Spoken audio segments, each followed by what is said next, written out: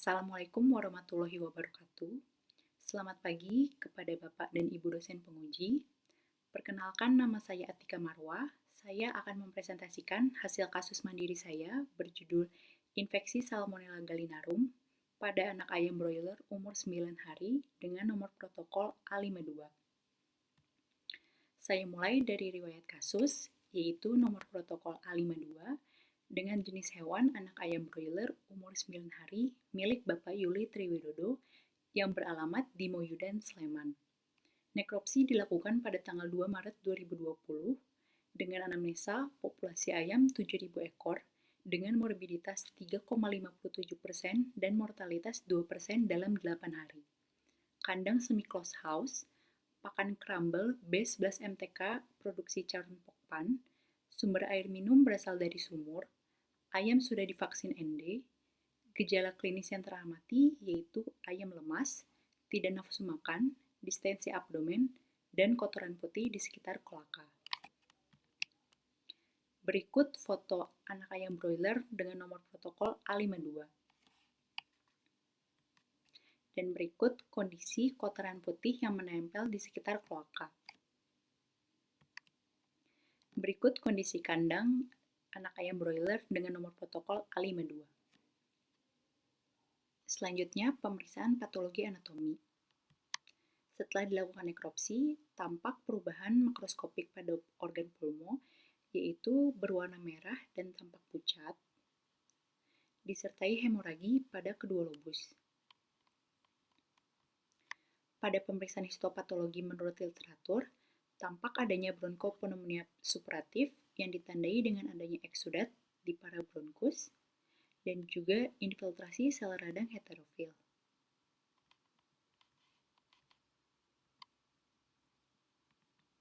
Pada literatur lain menyebutkan terjadi perubahan mikroskopik yaitu pneumonia dengan ditandai adanya kongesti dan juga infiltrasi sel radang heterofil. Selanjutnya pada organ hepar tampak warna yang tidak merata pada tepi lobus dan juga bidang sayatan basah. Pemeriksaan histopatologi menurut literatur tampak adanya nekrosis multifokal dan infiltrasi heterofil.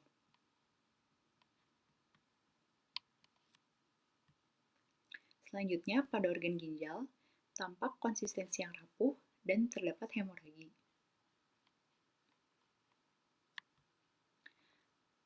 Perubahan histopatologi menurut literatur, tampak adanya infiltrasi heterofil.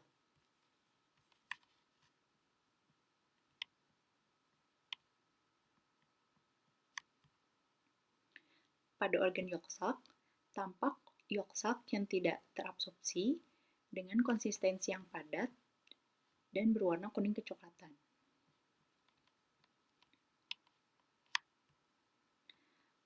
Perubahan histopatologi menurut literatur, tampak adanya peradangan fibrinosuppuratif yang ditandai dengan adanya infiltrasi heterofil, infiltrasi limfosit, dan makrofag. Selanjutnya, pada organ duodenum, tampak adanya hiperemi pada bagian mukosa.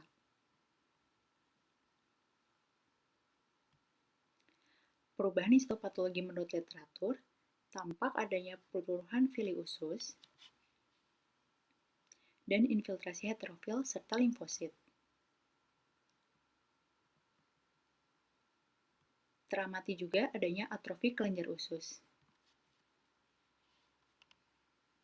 dan infiltrasi sel radang heterofil.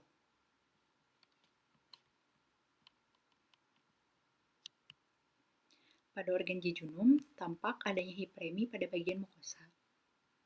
Perubahan histopatologi menurut literatur, tampak adanya penebalan serosa jejunum oleh fibrin, disertai edema, dan infiltrasi heterofil dan limfosit. Kolonisasi bakteri Salmonella gallinarum di usus adalah tahapan pertama dalam proses infeksi secara oral. Salmonella gallinarum akan menginvasi sel epitel usus di bagian ujung fili usus.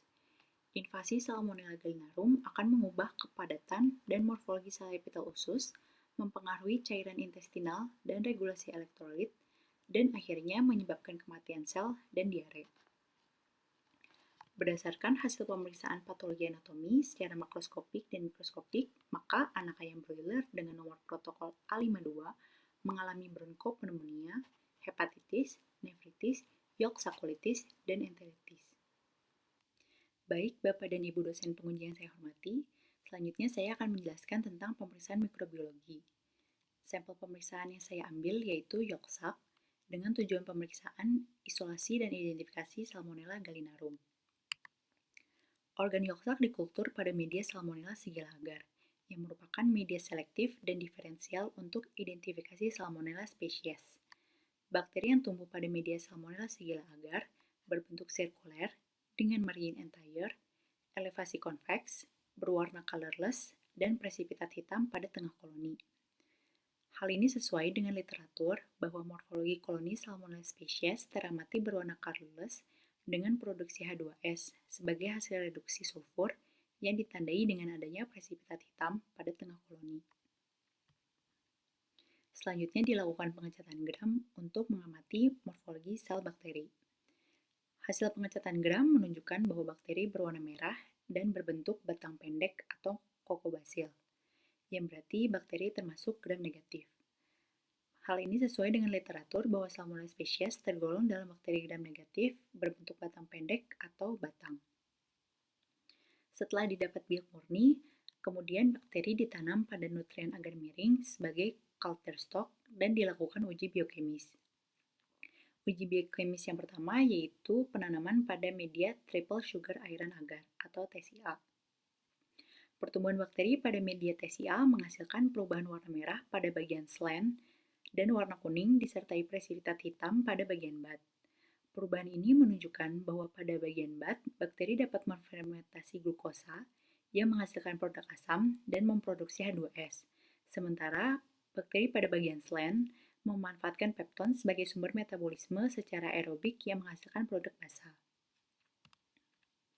Selanjutnya dilakukan uji katalase yang berfungsi untuk mengidentifikasi bakteri yang menghasilkan enzim katalase yang dapat mengubah hidrogen peroksida menjadi molekul air dan oksigen. Hasil pengamatan pada uji katalase yaitu terbentuk gelembung gas yang menandakan bahwa bakteri menghasilkan enzim katalase untuk mengurai hidrogen peroksida. Hal ini sesuai dengan literatur bahwa Salmonella spesies merupakan bakteri yang bersifat katalase positif.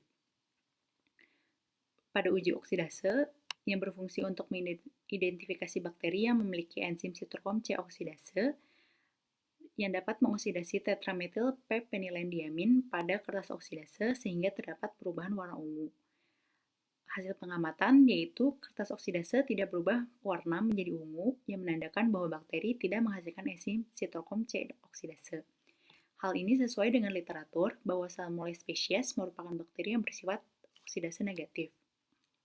Uji biokemis selanjutnya yaitu uji IMFIC, yaitu uji indol, methyl red, Voges Proskauer, dan sitrat. Uji indol berfungsi untuk mengidentifikasi bakteri yang mampu menghasilkan indol menggunakan enzim tryptophanase. Pertumbuhan bakteri pada media tidak menghasilkan pembentukan rose indol dye setelah ditambahkan reagen COVAX. Hal ini menunjukkan bahwa bakteri tidak menghasilkan indol karena tidak memiliki enzim tryptophanase. Uji methyl red berfungsi untuk mengidentifikasi kemampuan bakteri untuk menghasilkan weak acid dari fermentasi glukosa. Pertumbuhan bakteri pada media menghasilkan perubahan warna menjadi merah setelah ditambahkan reagen methyl red. Hal ini menunjukkan bahwa bakteri memproduksi weak acid sebagai hasil dari fermentasi glukosa. Uji Proskauer berfungsi untuk mengidentifikasi organisme yang dapat menghasilkan asetoin dari degradasi glukosa selama fermentasi 2,3-butanediol. Pertumbuhan bakteri pada media menghasilkan perubahan warna media menjadi warna koper setelah ditambahkan dengan reagen alpha-naptol dan KUH 40%. Hal ini menunjukkan bahwa bakteri tidak menghasilkan asetoin.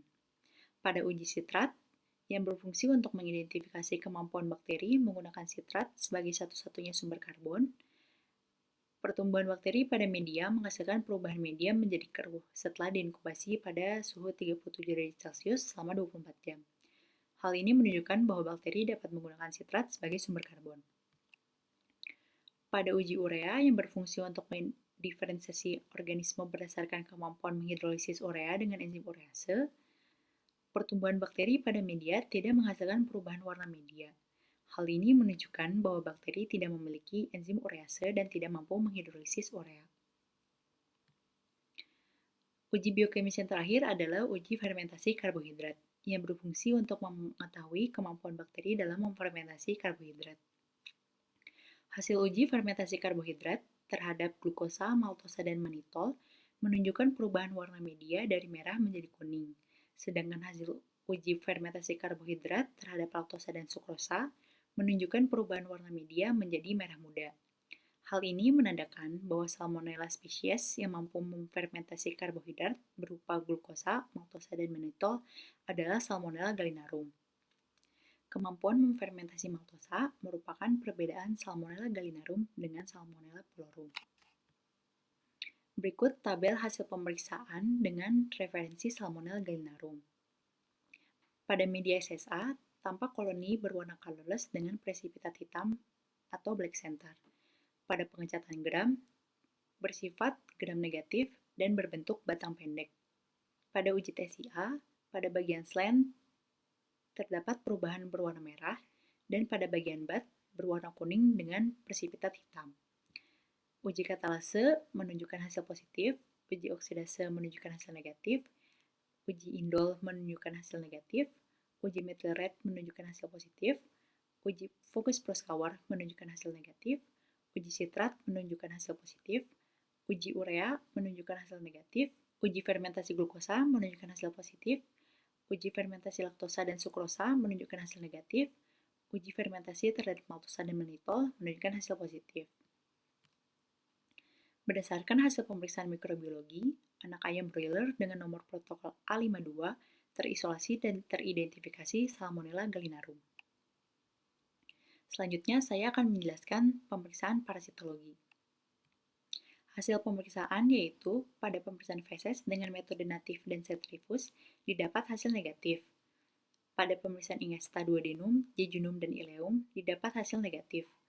Pada pemeriksaan apus darah didapat hasil negatif dan pada pemeriksaan ektoparasit didapat hasil negatif. Berdasarkan hasil pemeriksaan parasitologi, anak ayam broiler dengan nomor protokol A52 tidak terinfestasi ektoparasit maupun endoparasit. Baik, Bapak dan Ibu dosen penguji yang saya hormati, selanjutnya saya akan menjelaskan tentang pemeriksaan patologi klinik. Hasil pemeriksaan patologi klinik yaitu didapat total eritrosit menurun, hemoglobin menurun, PCV menurun, MCV menurun, MCH menurun, MCHC menurun, TPP normal, fibrinogen meningkat, total leukosit meningkat, heterofil meningkat, limfosit menurun, monosit meningkat, eosinofil normal, dan basofil normal.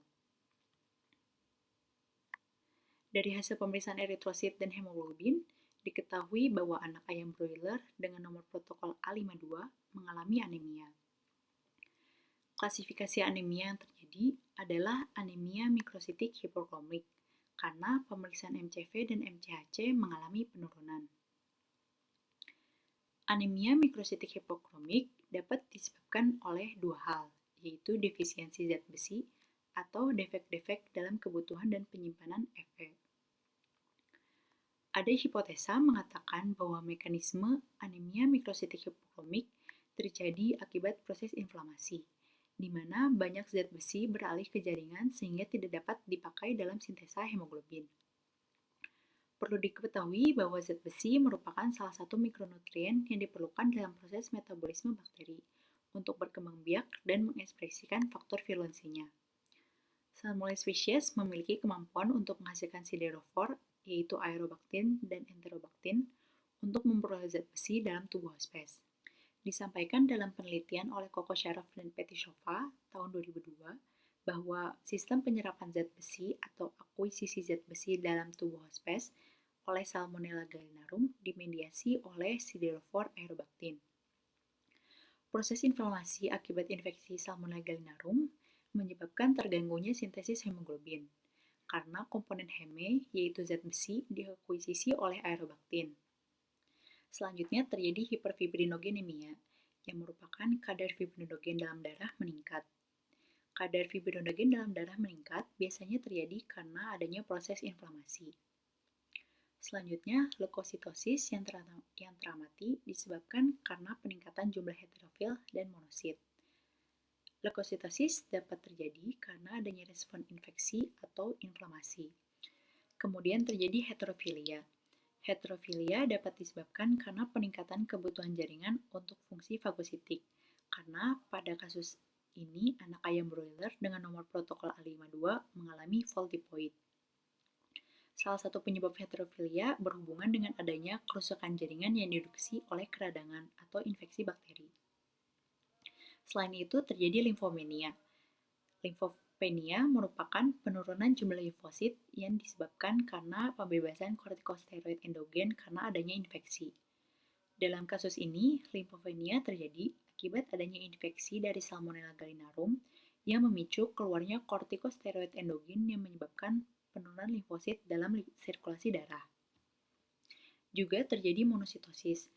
Monositosis terjadi karena meningkatnya kebutuhan jaringan untuk proses fagositosis makromolekul, atau pada kondisi yang berhubungan dengan imunitas seluler, respon ini bisa dapat berjalan akut atau kronis. Dalam kasus ini terjadi monositosis akibat adanya infeksi dari Salmonella gallinarum yang menyebabkan kerusakan jaringan. Berdasarkan hasil pemeriksaan patologi klinik, anak ayam broiler dengan nomor protokol A52 mengalami anemia mikrositik hipokromik, hiperfibrinogenemia, leukositosis dengan heterofilia, limfopenia, dan monositosis. Berikut patogenesis atau perjalanan penyakit voltipoid pada anak ayam broiler dengan nomor protokol A52. Faktor predisposisi yaitu kebersihan kandang yang dapat menyebabkan adanya transmisi horizontal antara ayam carrier dengan ayam sehat. Yang kedua yaitu air minum dari sumur dan adanya stres pada anak ayam broiler. Akibat faktor predisposisi tersebut, terjadi infeksi Salmonella gallinarum pada anak ayam broiler A52. Anak ayam broiler A52 mengalami bronkopneumonia, hepatitis, nefritis, yolk-sakulitis, dan enteritis yang menyebabkan perubahan serologis berupa anemia mikrositik hipokromik, hiperfibrinogenemia, leukositosis, heterofilia, limfopenia, dan monositosis, sehingga menimbulkan gejala klinis berupa ayam lemas, tidak nafsu makan, distensi abdomen, dan kotoran putih yang menempel di sekitar kelaka. Kesimpulannya, berdasarkan hasil pemeriksaan patologi anatomi, mikrobiologi, parasitologi, dan patologi klinik, anak ayam broiler berumur 9 hari dengan nomor protokol A52 didiagnosa mengalami infeksi Salmonella gallinarum. Saran yang dapat diberikan yaitu penanggulangan voltipoid yang efektif dapat dilakukan pada tingkat breeding farm maupun peternakan komersial dengan menjalankan manajemen dan biosecurity yang ketat, penggunaan obat yang efektif untuk mengendalikan dan mengobati lonjakan penyakit, dan menghilangkan faktor pendukung timbulnya infeksi kembali Salmonella gallinarum. Prosedur manajemen yang harus dilakukan untuk mencegah masuknya Salmonella gallinarum atau agen infeksius lainnya, yaitu DOC harus berasal dari sumber yang bebas voltipoid. Anak ayam harus diberi pakan atau air minum yang bebas dari pencemaran Salmonella gallinarum, dan menghindari masuknya Salmonella gallinarum dari lingkungan di luar kandang dengan penerapan biosecurity yang ketat. Sekian presentasi dari saya, mohon maaf apabila ada kesalahan.